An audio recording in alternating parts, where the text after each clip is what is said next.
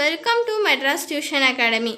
இப்போ இந்த வீடியோவில் நம்ம என்ன பார்க்க போகிறோம்னா 11th அக்கௌண்டன்சி டெப்ரிசியேஷன் அக்கௌண்டிங் பார்க்க போகிறோம். Volume 2 unit 10 exercise 4th Roman லெட்டரில் 4th சம் தான் பார்க்க போகிறோம். First, second and third sum நாங்கள் போன வீடியோவிலே அப்லோட் பண்ணியிருந்தோம். இப்போ ஸ்ட்ரெயிட் லைன் மெத்தடில் 4th சம் பார்க்க போகிறோம். இது மாதிரி வீடியோ நாங்கள் டெய்லியும் அப்லோட் செய்ய போகிறோம். அதனால் சப்ஸ்கிரைப் பண்ணுங்கள், பெல் ஐக்கானை ப்ரெஸ் பண்ணுங்கள். நாங்கள் போடுற வீடியோ உங்களுக்கு டே டு டே அப்டேட் ஆகும். இப்போ நம்ம சம்குள்ளே போகலாம். Depreciation accounting. Calculate the rate of depreciation under straight line method from the following information. Purchased a second hand machinery on 1/1/2018 for 38,000. Okay. Second hand machinery 1/1/2008 38,000 க்கு வாங்குறோம். On 1/1/2018 spent 12,000 on its repair.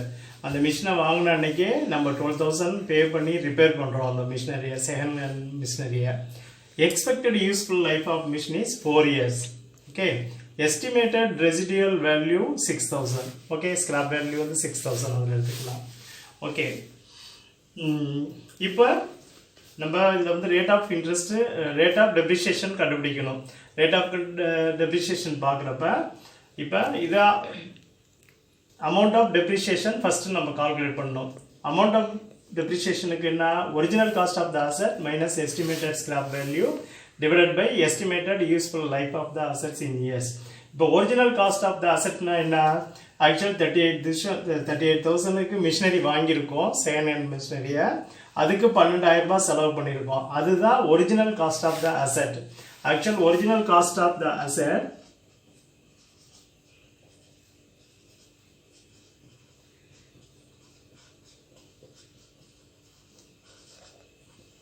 equal to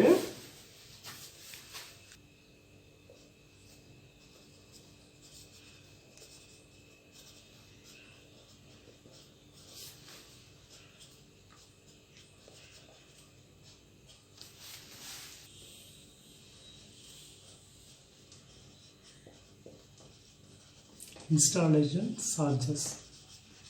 Actually இத formula. இப்போ இதில் வந்து original cost of அசெட்ஸில் purchase of price என்ன இருக்குது, 38,000 அப்படியே போட்டுக்கலாம் ப்ளஸ். ஓகே, இப்போ இதில் இன்ஸ்டாலேஷன் சார்ஜஸ் அப்படிங்கிறப்ப இது வந்து ஃபிக்ஸ் பண்ணுறதுக்கோ அதை இன்ஸ்டால் பண்ணுறதுக்கோ ஆன சார்ஜஸ்ஸு. பட் இப்போ இதில் வந்து இன்ஸ்டாலேஷன் சார்ஜஸ் கிடையாது, பட் ரிப்பேர்ஸ் இருக்குது. அதனால் இந்த சார்ஜஸை இதுக்கு எகென்ஸ்டாக எடுத்து எழுதிக்க வேண்டியது தான். 12,000. Okay,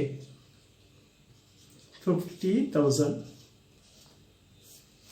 okay, original cost of the asset 50,000 கிடைச்சிருச்சு. ஓகே, இப்போ ஒரிஜினல் காஸ்ட் ஆஃப் அசெட்ஸ் 50,000 கண்டுபிடிச்சிட்டோம். இப்போ நேரடியாக அமௌண்ட் ஆஃப் டெப்ரிசியேஷன் கண்டுபிடிப்போம்.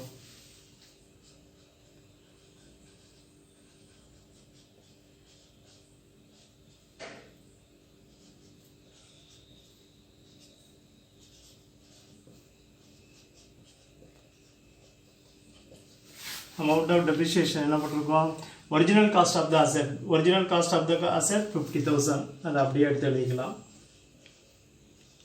Minus estimated scrap value, scrap value இதோ கொடுத்துருக்காங்க, ரெசிடியல் வேல்யூ 6,000 மைனஸ் 6,000.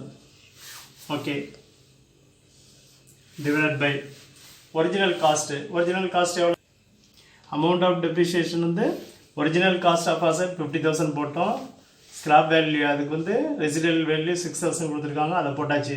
கீழே எஸ்டிமேட்டட் யூஸ்ஃபுல் லைஃப் கேட்டிருக்காங்க, அது வந்து 4 years நமக்கு கொடுத்துருக்காங்க, அது 4 போட்டுக்கோங்க. Equal to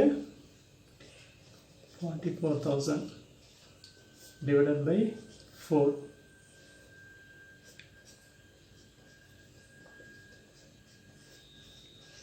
$11,000.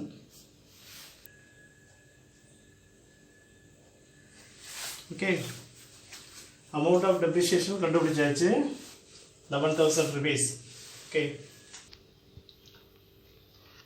amount of depreciation கண்டுபிடிச்சிட்டோம். அடுத்தது rate of depreciation.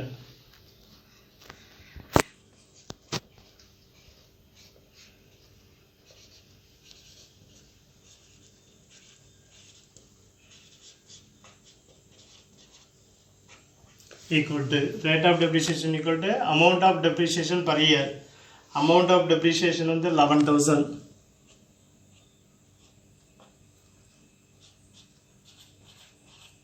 Okay. Into 100 divided by 100 divided by original cost. Original cost நமக்கு 50,000.